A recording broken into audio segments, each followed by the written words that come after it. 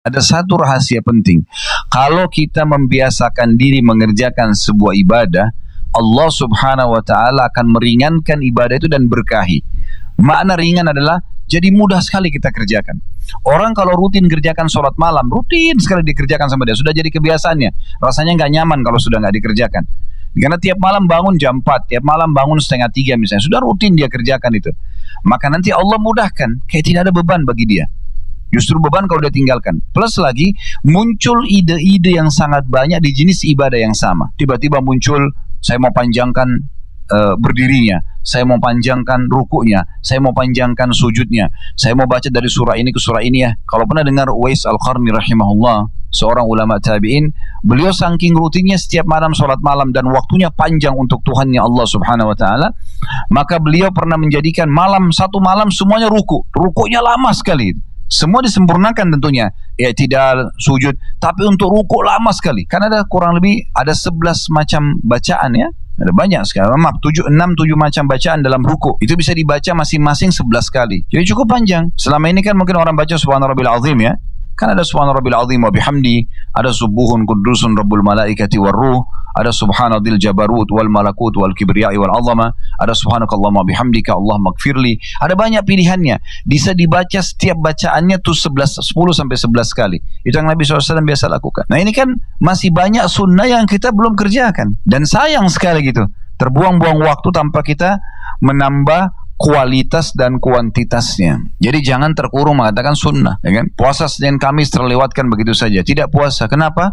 Ada janjian, ya. Baik, kalau orang janjian, memang kenapa? Apa masalahnya? Kan bisa saja janjian sambil puasa kan? Gak ada masalah. Misal contoh, sampai kapan kita nggak mau puasa Senin Kamis? Coba.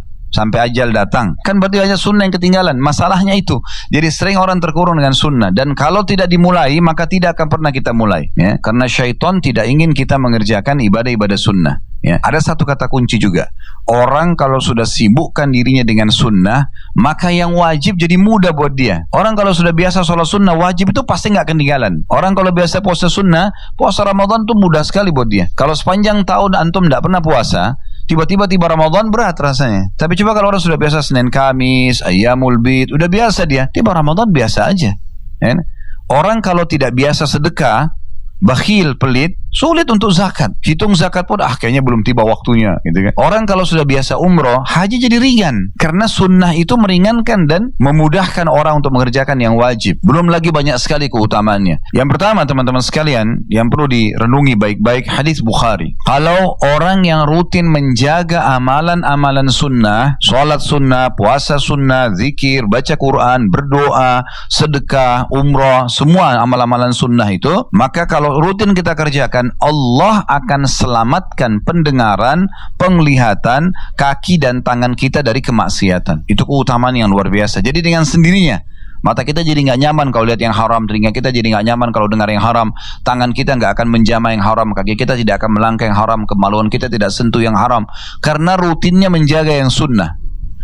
Hadits Bukhari berbunyi dari Abu Hurairah radhiyallahu anhu, Nabi SAW bersabda, Inna Allah qala, sesungguhnya Allah subhanahu wa ta'ala berfirman, Man adali waliyan faqad adhantuhu bil harb.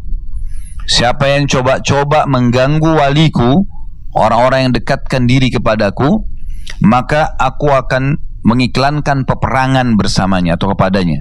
Ya.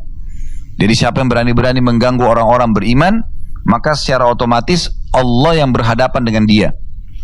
Jadi makin dekat Bapak Ibu kepada Allah subhanahu wa ta'ala, dan harus ada upaya pribadi untuk itu. Kalau bahasa saya sering saya katakan, paksakan dalam ibadah, paksakan dalam ibadah. Karena kalau tidak dipaksakan sholat malam, gak dipaksain puasa, gak dipaksain zikir pagi petang, baca Quran, gak bakal terjadi.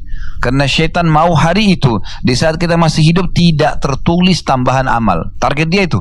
Kalau bisa ditinggalkan sama sekali, kalau tidak minimal ada yang berkurang. Maka orang-orang yang berdekatkan diri kepada Allah subhanahu wa ta'ala ini kalau diganggu, maka tenang saja, Allah akan datangkan tolongan atau pertolongan yang tidak disangka-sangka. Gak usah khawatir soal itu sudah janji Allah subhanahu wa ta'ala akan menolong. Kemudian dalam hadis ini dirincikan, untuk menjadi wali Allah, bagaimana caranya supaya kita termasuk orang-orang pilihan Allah subhanahu wa ta'ala. Orang yang kalau berdoa diijabah, orang kalau punya permasalahan ditolong dan diberikan jalan keluar, itu namanya wali Allah. Apa saja yang dia inginkan semua mudah. Tentu nikmat akan dia syukuri dan akan datang melimpah pada dia. Cobaan akan mudah dilalui sama dia dan Allah akan berikan perangkat-perangkat agar dia bisa melalui cobaan tersebut. Di sini dalam hadis disebutkan, "Wa ma taqarraba ilayya 'abdi bi syai'in ahabba ilayya mimma aftaradtuhu 'alaihi." Dan ketahuilah, tidak ada yang lebih aku cintai dari pendekatan diri seorang hamba kepadaku daripada apa yang telah aku wajibkan kepadanya. Jadi, sholat 5 waktu, ya, zakat harta setahun sekali bagi orang yang mampu, penuhi haul dan nisab, puasa Ramadan sebulan penuh, dan haji, ini yang diwajibkan. Itu yang paling Allah cintai, gitu kan? Kapan kita menjaga kualitasnya dengan baik dan selalu kita tingkatkan, kalau sudah sampai pada tingkat terbaik kita istiqomahkan, maka itu adalah perbuatan yang paling Allah cintai. Ini sebab pertama orang menjadi wali Allah, yang akhirnya siapapun yang mengganggu dia Allah akan tolong gitu. Apapun kebutuhan dia Allah akan penuhi. Masalah apapun yang dihadapi Allah akan pecahkan. Lalu dikatakan, "Wa ma yazalu 'abdi yataqarrabu ilayya bin nawafil hatta uhibbu." Dan selanjutnya setelah yang wajib, seorang hamba terus mendekatkan diri kepadaku dengan amalan-amalan sunnah sampai aku mencintainya.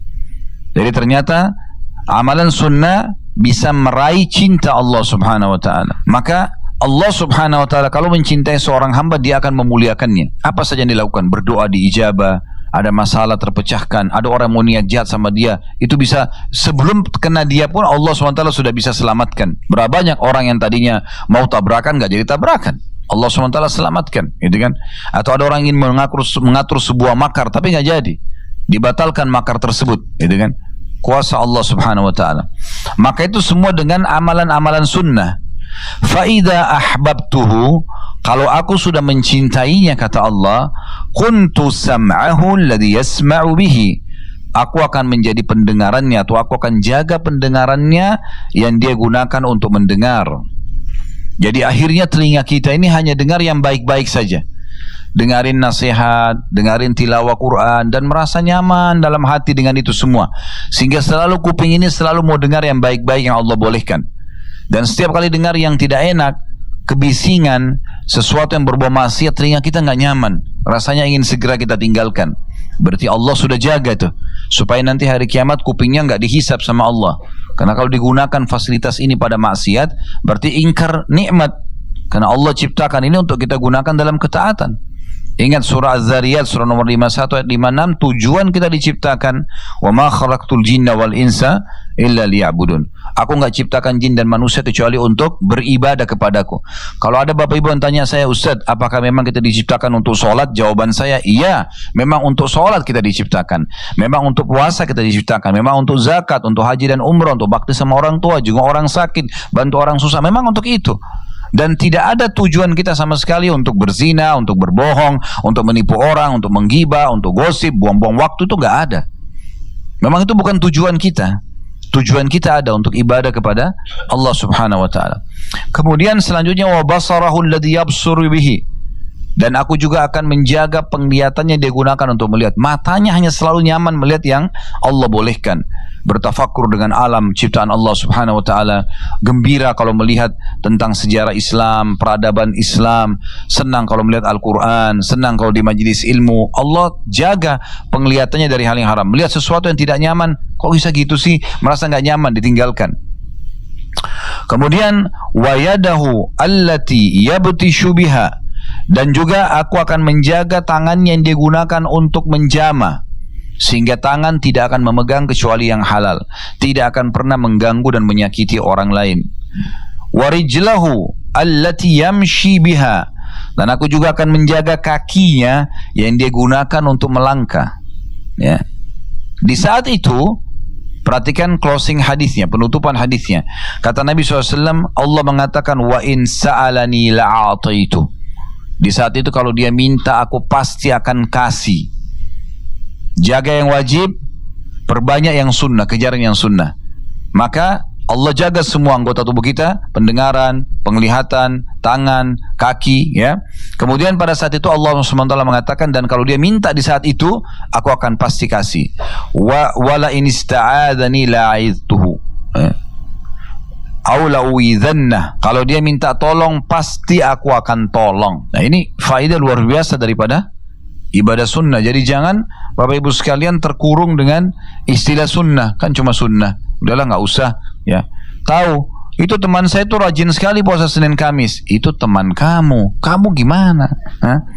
Selalu bangga dengan amalan temannya. Ibu saya dulu tuh rajin sekali baca Quran. Itu ibumu, kamu gimana? Ayah saya itu luar biasa bolak-balik umroh. Baik, kamu bagaimana? Ya. Makanya seorang penyair mengatakan, laisal fata man yaqulu kana abi kada wa kada. Bukan seseorang anak muda yang cerdas yang mengatakan dulu orang tua aku begini dan begitu. Walakinnal fata man yaqulu ha ana dza. Tapi seorang anak muda muslim yang cerdas mengatakan ini loh saya. Hasil perbuatan orang lain tidak ada manfaatnya buat kita, kecuali kita penyebab. Kita yang menjadi penyebab dia hanya melakukan ibadah tersebut itu berbeda.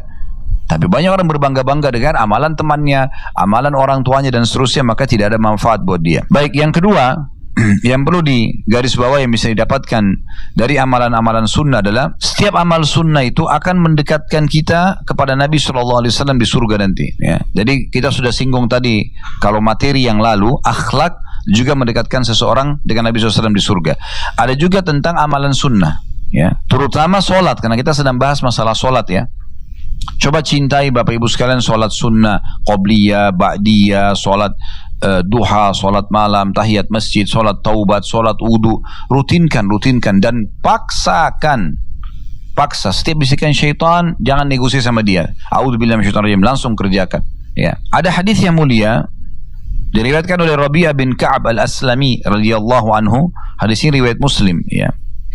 Dia mengatakan, kuntu abitu ma'a Rasulillah sallallahu alaihi wasallam fa ataituhu bi wudu'ihi. Satu hari pernah aku menginap bersama Nabi sallallahu alaihi wasallam, dan pada saat beliau bangun untuk sholat malam, aku menyiapkan wadah berisi air wudhu beliau, wa hajatihi, dan beberapa hajat Nabi SAW seperti siwak, ya, dan yang lainnya. Faqala li, setelah selesai wudhu, setelah selesai hajat Nabi SAW, karena Nabi merasa Rabi'ah ini berbuat baik, maka beliau mengatakan, sal, silakan, apa yang kau inginkan. Maksudnya setelah berbuat ini kepadaku, ada yang kau ingin minta enggak? Fakultu as'alu murafaqataka fil jannah. Aku hanya minta ya Rasulullah agar nanti aku bersama anda di surga, sama-sama. Anda di mana di surga, aku di situ juga. Permintaan yang luar biasa ini. Bukan minta pada saat itu kalau dia bilang, ya Rasulullah, saya minta jadi orang paling kaya, Nabi tinggal berdoa diterima itu. Saya ingin minta keturunan banyak, saya ingin minta jabatan, saya ingin minta jadi raja. Urusan dunia semua akan dikasih. Tapi sahabat ini cerdas, bukan itu urusannya dia. Tadi saya bilang orang mukmin targetnya selalu akhirat. Maka dia bukan cuma sekedar minta surga, tapi minta bersama Rasulullah SAW di surga. Pasti derajat paling tinggi itu, gitu kan? Qala awa ghaira dzalik, maka Nabi SAW bilang kepada Rabi'ah, ada yang lain enggak? Maka